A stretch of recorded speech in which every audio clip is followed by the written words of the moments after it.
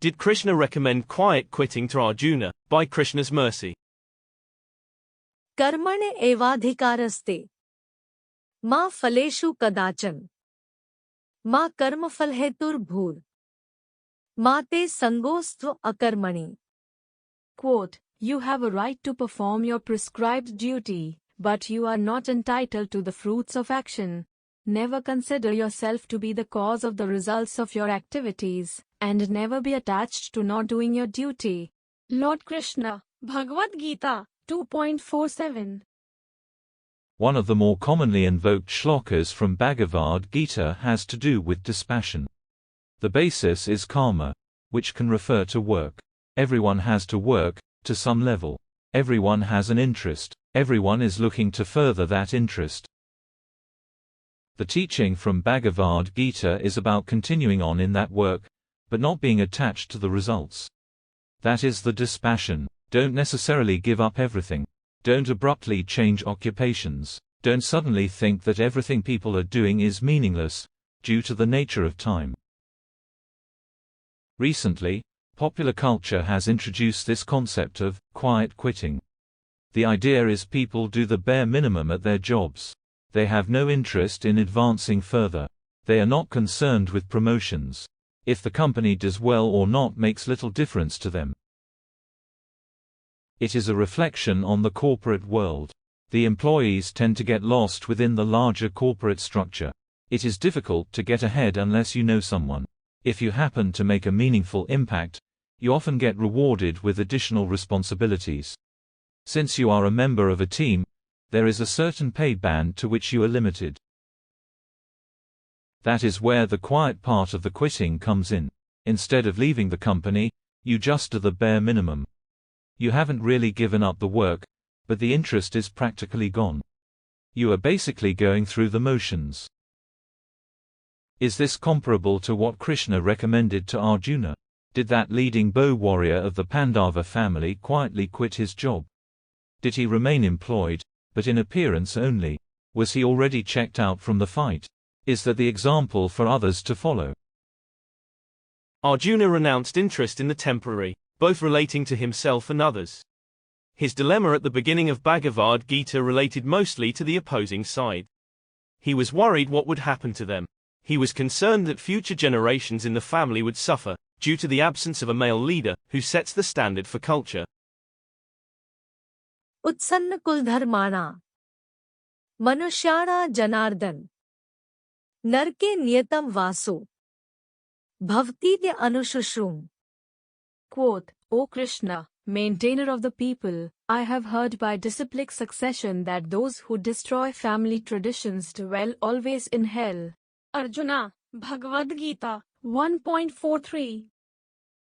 Arjuna contemplated quitting altogether. He dropped his weapons. He was nervous. He did not know what to do. He was not interested in the resulting fruits of victory. His particular karma would likely lead to control over a kingdom. Arjuna did not want to gain something at someone else's expense. The recommendation to Arjuna was to fight on, but in a different spirit. Krishna certainly did not want Arjuna to quit or to give less than a 100% effort. The consciousness had to change. The interest had to be shifted elsewhere. To give clarity in that particular situation, Krishna showed that everyone was destined to be crushed under the wheels of time. The other side was already defeated. This was destiny whether Arjuna chose to fight or not. By continuing on, Arjuna would get the credit. The living entity is never the doer, as material nature must always sanction any result or activity. Arjuna would be but an instrument in the will of destiny, which was set by Krishna. तस्मात् त्वम् उत्तिष्ठ यशो लभस्व जित्वा शत्रून् भुङ्क्ष्व राज्यं समृद्धम् मयैवैते निहताः पूर्वम् एव निमित्तमात्रं भव सव्यसाचिन्. Quote, therefore get up and prepare to fight. After conquering your enemies you will enjoy a flourishing kingdom. They are already put to death by my arrangement, and you, O Savyasachi, can be but an instrument in the fight. Lord Krishna, Bhagavad-gita, 11.33. With a consciousness focused on Krishna, the outcome did not matter so much. Fighting fiercely, with determination, releasing arrows in targeted strikes, Arjuna would keep Krishna in mind as the ultimate beneficiary. He would follow Dharma in favor of the person who is the object of Dharma. The lesson translates well to any person and the particular predicament. We can quit this job and that. We can move interest from this area to that. We can rejoice at our good fortune and lament at our loss.